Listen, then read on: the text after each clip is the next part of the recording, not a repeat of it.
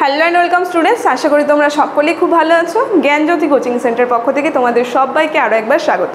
তো আমি মীরা ম্যাম, আমি আজ তোমরা যারা বাঁকুড়া ইউনিভার্সিটির আন্ডারে পড়ছো, তোমাদের second semester DSC Bengali major paper 1 যে রয়েছে, মেজর এবং মাইনর দুটোই পেপারে যে টপিকটা রয়েছে, আজকে আমি যেই টপিকটা নিয়ে আলোচনা করব সেটা হচ্ছে তোমাদের বাংলা গদ্য সাহিত্য যে রয়েছে, সেই বাংলা গদ্য সাহিত্যে বিদ্যাসাগরের যে অবদান রয়েছে সেটা নিয়ে কিন্তু আজ আমি তোমাদের সঙ্গে বিস্তারিতভাবে আলোচনা করব এবং তোমাদের বুঝিয়ে দেবো। তোমরা ভিডিওটি কিন্তু অবশ্যই শুরু থেকে শেষ অবধি দেখার চেষ্টা করবে। তো চলো আমি আলোচনায় চলে যাই। দেখো, সবার প্রথমে বলা হচ্ছে, আমরা দেখব এই যে বাংলা গদ্য সাহিত্য যে রয়েছে, এই বাংলা গদ্যে প্রথম স্বচ্ছ হিসেবে চলতে শুরু করেছিল কিন্তু বিদ্যাসাগরের হাতে। আমরা দেখব এই যে বাংলা গদ্য সাহিত্য যে রয়েছে, এই বাংলা গদ্য সাহিত্যের বিকাশের ক্ষেত্রে বিদ্যাসাগরের অবদান কিন্তু বিশেষভাবে স্মরণীয়, তার কিন্তু গুরুত্বপূর্ণ ভূমিকা রয়েছে এর ক্ষেত্রে। যেমন কি বলেছে, এই যে বাংলা গদ্য সাহিত্য যে রয়েছে এটা স্বচ্ছভাবে বিকাশ, ঠিক আছে, এইটা কিন্তু শুরু হয়েছিল বিদ্যাসাগরের হাত ধরে। কি বলেছে তারপরে, তিনি প্রথম বাংলা গদ্যের যথার্থ শিল্পী কিন্তু ছিল। তাকে বলা হয় প্রথম বাংলা গদ্যের যে যথার্থ শিল্পী কাউকে বলা হয় সেটা হচ্ছে বিদ্যাসাগর। যেমন গদ্যকে ভার বহনের ক্ষমতা হিসেবে তিনি প্রথম যাত্রা শুরু করেছিলেন। এই জন্য রবীন্দ্রনাথ তাকে কি বলেছে, রবীন্দ্রনাথ তার সম্পর্কে বলেছে যে বিদ্যাসাগর হচ্ছে বাংলা ভাষার প্রথম যথার্থ শিল্পী ছিলেন। তৎপূর্বে বাংলায় গদ্য সাহিত্যের সূচনা হইয়াছিল, কিন্তু তিনি সর্বপ্রথমে বাংলা গদ্যের কলা নৈপুণ্যের কিন্তু অবতারণা কিন্তু করেছিলেন। মানে রবীন্দ্রনাথ ঠাকুর যে রয়েছে তিনি কিন্তু বিদ্যাসাগরের সম্পর্কে বলেছেন তাকে হচ্ছে বাংলা গদ্য শিল্পের কিন্তু প্রথম যথার্থ শিল্পী কিন্তু বলা হয়, ঠিক আছে। তারপরে বলছে বাক্যকে তিনি প্রয়োজনে সরল এবং যেমন করেছিল তেমনই কিন্তু আমরা দেখব সেই বিষয় অনুসারে গম্ভীরও কিন্তু করেছিল। মানে আমরা দেখব বাক্যকে যেমন সরল করেছিল তেমনই কিন্তু তিনি গম্ভীরও করেছিল। সেই সঙ্গে তৎসম শব্দ এবং ক্রিয়াপদের ব্যবহার কিন্তু লক্ষণীয়। যেমন আমরা দেখব উজ্জয়িনী নগরে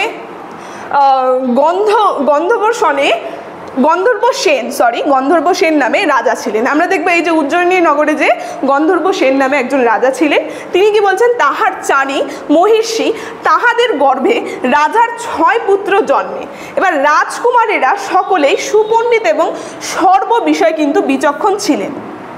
তারপরে কি বলছে, এবং বিধবা বিবাহের প্রবর্তন ও বহু বিবাহের রদের জন্য কিন্তু এই বিদ্যাসাগরের কলম ধরতে হয়েছিল। আমরা দেখব এই যে বিধবা বিবাহ, তারপরে বহু বিবাহ, এগুলো প্রবর্তনের জন্য কিন্তু বিদ্যাসাগরের হাতে কলম ধরতে হয়েছিল, মানে তাকে বিভিন্ন জিনিস কিন্তু রচনা করতে হয়েছিল। ফলে আমরা দেখব যে সমাজ সংস্কারমূলক যে গ্রন্থগুলি রয়েছে ভিন্ন গদ্যে কিন্তু আমরা দেখব তার যে বিভিন্ন যে গদ্য রয়েছে সেই গদ্যের মধ্যে কিন্তু এই সমাজ সংস্কারমূলক গ্রন্থগুলি কিন্তু আমরা লক্ষ্য করতে পারবো। তারপরে কি বলেছে, বিদ্যাসাগর সমাজ সংস্কারমূলক রচনার মধ্যে রয়েছে বিধবা বিবাহ চলিত হয়েছে উচিত কিনা, এবং এইটা দ্বন্দ্ব বিষয়ক যে প্রস্তাব এবং বহু বিবাহ রচিত হওয়া উচিত কিনা, এই বিষয়কে, এই দ্বন্দ্ব বিষয়ক প্রস্তাবগুলি কিন্তু তিনি উপস্থাপন করেছেন তার গদ্য সাহিত্যের মধ্যে। মানে বিধবা বিবাহ সমাজে কি প্রচলিত হওয়া উচিত কি না, ঠিক হবে কি না, সেই সমস্ত বিষয় কিন্তু তিনি আর কি তার গদ্য সাহিত্যের মধ্যে তুলে ধরেছিলেন।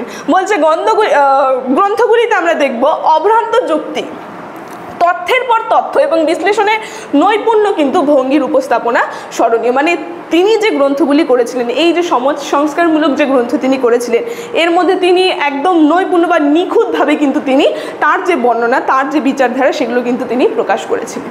দেখো, তারপরে বলছে বিদ্যাসাগরের গল্পের ভাষা পাওয়া যায় তার অতি অল্প হইল, আবার গতি অল্প হইল গ্রন্থে। আমরা দেখব তার যে গদ্যের যে ভাষাটা রয়েছে, ঠিক আছে, মানে নিখুঁত স্বচ্ছ, সেটার পরিচয় আমরা পাবো এই যে দুটি গ্রন্থ রয়েছে, অতি অল্প হইল আবার অতি অল্প হইল, এই গ্রন্থের মধ্যে কিন্তু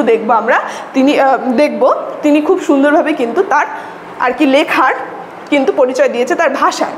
দেখো, গদ্যের নিজেরাও যে গতি আছে তা দেখান এই গ্রন্থে। মানে এই যে গদ্য যে রয়েছে, এই গদ্যের কিন্তু নিজস্ব একটা গতি আছে, এটা কিন্তু তিনি এই গ্রন্থগুলির মধ্যে দেখিয়েছেন। বলেছে কৃষ্ণ কমল ভট্টাচার্য রসিকতা করে এই গ্রন্থগুলি সম্পর্কে লিখেছিলেন যে এইরূপ উচ্চ অঙ্গের রসিকতা বাঙাল ভাষার অতি অল্পই আছে। মানে এই যে কৃষ্ণকমল ভট্টাচার্য যে রয়েছেন, তিনি এই বিদ্যাসাগরের রচিত এই গদ্য গ্রন্থগুলি সম্পর্কে তিনি লিখেছিলেন, খুব সুন্দরভাবে তিনি বলেছিলেন, দেখো এই যে এইরূপ উচ্চ অঙ্গের রসিকতা কিন্তু বাঙাল ভাষায় খুব অল্প, মানে খুব কম কিন্তু আমরা পেয়ে থাকবো। তো সেটাই তিনি বলেছিলেন। এরপরে বলছে যে সাহিত্যিক গদ্য, এই যে সাহিত্যিক গদ্য যে রয়েছে, এই সাহিত্যিক গদ্য বলতে আমরা বুঝি বিদ্যাসাগরের হাতেই আমরা তা কিন্তু প্রথম পেলাম, মানে এই যে সাহিত্যিক গদ্য যে রয়েছে বিভিন্ন গদ্যগুলো, এগুলো কিন্তু আমরা বিদ্যাসাগরের হাতে কিন্তু সর্বপ্রথম আর কি পরিচয়গুলো পেয়েছিলাম। যেমন বলছে ক্রিয়াপদ, তার সঙ্গে বাক্য গঠন এবং জ্যোতি চিহ্নের সঠিক ব্যবহার, এই সমস্ত বিষয়গুলি কিন্তু তিনি তুলে ধরেছিলেন। যেমন বলেছে এই জন্যই কিন্তু মতিলাল নেহরু যে আছে, মতিলাল নেহরু মজুমদার, তিনি বলেছিলেন যাহা ছিল তাহা সৃষ্টি করা যে কত বড় প্রতিভার কাজ, এবং বেতাল পঞ্চবিংশতির ভাষা তাহাতেই কিন্তু পরিচয় দিয়েছে। মানে যাহা ছিল সেই জিনিসটাকে যে সৃষ্টি করা, নতুন করে সৃষ্টি করা কতটা কঠিন কাজ, এটা কিন্তু পরিচয় দিয়েছে বিদ্যাসাগর তার গ্রন্থগুলির মধ্যে। এই কথা কিন্তু বলেছে মহিতলাল মজুমদার। ঠিক আছে, যেমন মধ্যযুগের যে বাংলা ভাষা এবং বাঙালিকে যে বৃহৎ সভায় নিয়ে যেতে কোনোদিন পারতো না, তা থেকে বিদ্যাসাগরের বাংলা গদ্যকে কিন্তু মুক্তি দিয়েছিল। এর জন্যই রবীন্দ্রনাথ ঠাকুর লিখেছেন যে বিদ্যাসাগর হচ্ছে গদ্য ভাষার উচ্চ শৃঙ্খল এবং জনতাকে সুশৃঙ্খল, সুবিভক্ত এবং সুবিন্যাস এবং সুপরিচ্ছন্ন এবং সুসংযত কিন্তু করিয়া তাহাকে সজল গতি এবং কার্যকুশলতায় কিন্তু দান করেছিলেন। মানে বিদ্যাসাগর সম্পর্কে রবীন্দ্রনাথ কিন্তু একথা বলেছেন। দেখো, এখন আমরা বলবো এই যে বিদ্যাসাগর যে রয়েছে তার যে বিভিন্ন অনুবাদমূলক গ্রন্থগুলি যে রয়েছে, সেই গ্রন্থগুলির মধ্যে একটা বিখ্যাত গ্রন্থ হচ্ছে হলো, সেই গ্রন্থগুলির নাম নিয়ে আমি বলবো। দেখো এখানে বলেছে কালিদাসের অভিজ্ঞান শকুন্তলম যে রয়েছে, বলেছে আমরা দেখবো বলেছে যে কালিদাসের অভিজ্ঞান শকুন্তলম যে রয়েছে, এখান থেকে আবার শকুন্তলা যেটা 1854 সালে কিন্তু তিনি এই গ্রন্থটি আর কি রচনা করেছিলেন। বলছে ভবভূতির উত্তরচরিত, ঠিক আছে, বাল্মীকি রামায়ণের উত্তরকাণ্ড অবলম্বনে সীতার বনবাস এবং ঈশপের ফেবলস অবলম্বনে কথামালা এবং মার্সম্যানের হিস্ট্রি অফ বেঙ্গল অবলম্বনে বাংলার ইতিহাস, ঠিক আছে, তারপরে বৈতালী পাচ্চিশি থেকে কি বলেছে বেতাল পঞ্চবিংশ, এই সমস্ত অনুবাদমূলক গ্রন্থগুলি কিন্তু তিনি রচনা করেছিলেন। ঠিক আছে, দেখো তারপরে বলেছে তথ্যের গুরুত্ব এবং প্রভাব। এই জায়গায় আমরা দেখব সবার প্রথমে বলা হচ্ছে যে আধুনিক ব্যবস্থাপনায় মানব যে সম্পর্কের গুরুত্ব কিন্তু বৃদ্ধি পায়। আমরা দেখবো এগুলোর মাধ্যমে কি হয়, আধুনিক যে ব্যবস্থা রয়েছে সেখানে কিন্তু মানবতার যে সম্পর্ক সেগুলো কিন্তু বৃদ্ধি পেয়েছিল। তারপরে কি বলেছে সামাজিক এবং মনস্তাত্ত্বিক উপাদানের কিন্তু ভূমিকা প্রতিষ্ঠিত হয়, এটা কিন্তু আমরা দেখতে পারবো তার গ্রন্থগুলির মধ্যে, এই তত্ত্বগুলির মধ্যে দিয়ে। ঠিক আছে, তারপরে দেখবো প্রতিষ্ঠানগুলো শ্রমিকদের মতামত এবং মনোবিজ্ঞান কল্যাণমূলক দিকগুলি কিন্তু বিবেচনা করতে শুরু করে। এবং আধুনিক যে আছে হিউম্যান রিসোর্সের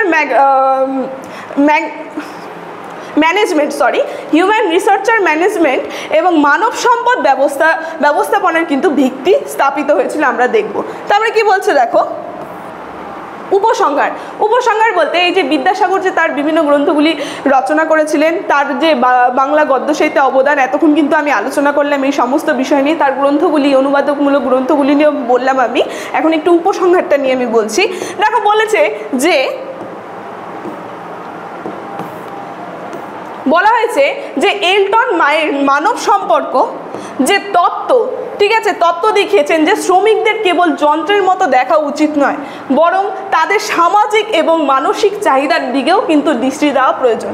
তিনি কিন্তু এই যে এলটন মায়ের যে মানব সম্পর্কে তত্ত্ব কিন্তু তিনি দেখিয়েছেন যে শ্রমিক যে রয়েছে তাদেরকে কিন্তু আমরা একটা যন্ত্রের মতো কিন্তু দেখতে পারি না, মানে তাদেরকেও কিন্তু আমাদের মানুষ ভাবা উচিত, এই কথা কিন্তু তিনি বলেছে এই তত্ত্ব আধুনিক মানব সম্পদ ব্যবস্থার ভিত্তি কিন্তু স্থাপন করেছিল এবং এখানকার কর্পোরেট প্রতিষ্ঠানগুলো কিন্তু এই ধারণাগুলি অনুসরণ করে কর্মীদের জন্য কিন্তু ভালো কর্ম পরিবেশন তৈরি করেছে। আমরা দেখব এই যে আর কি কর্পোরেট যে প্রতিষ্ঠানগুলি রয়েছে এই তত্ত্বকে কিন্তু অবলম্বন করে তারা কিন্তু একটা সুন্দর কিন্তু কর্ম পরিবেশন করেছে।